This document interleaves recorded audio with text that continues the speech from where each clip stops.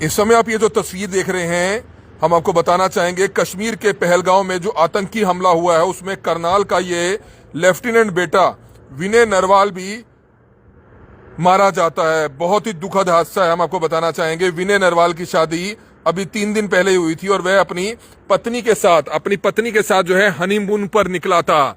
श्रीनगर कश्मीर घूमने निकला था, लेकिन एक दुखद हादसा, एक दुखद जानकारी जो मिली है हम आपको बताना चाहेंगे।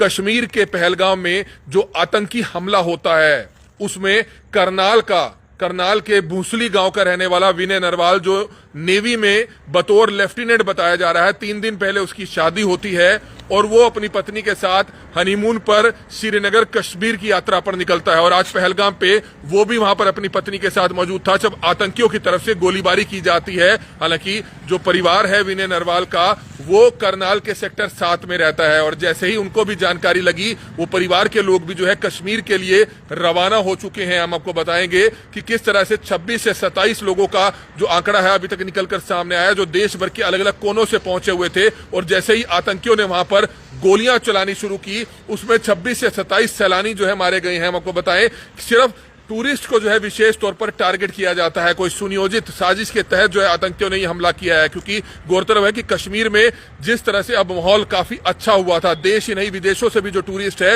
वो कश्मीर की यात्रा पर पहुंच रहे थे, लेकिन किसी न किसी सुनियोजित साजिश के चलते, ताकि टूरिस्ट यहां पर ना आए, उनमें भय का माहौल ऐसा पैदा किया जाए जिसके चलते आतंकियों ने एक ये बड़ी साजिश रची है। और इसके बाद हम आपको बताएं कि सभी जितने भी सैलानी थे उनको विशेष तौर पर टारगेट कर करके जो है उनको गोलियां मारी जाती है, जिसमें 26 से 27 लोग जो देश भर के अलग अलग कोनों से पहुंचे हुए थे वो मारे गए हैं।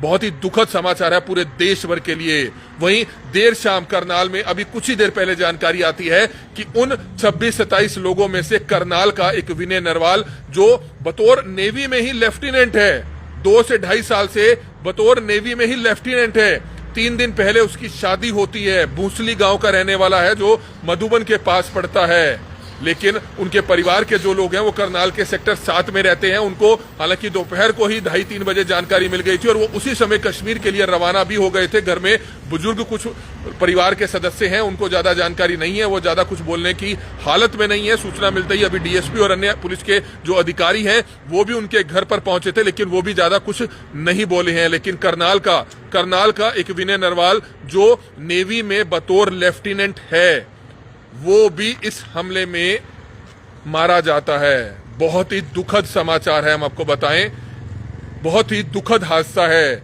भूसली में, जो गांव भूसली है दहा बजीदा रोड पर, वहां का वो रहने वाला परिवार है जो अब करनाल में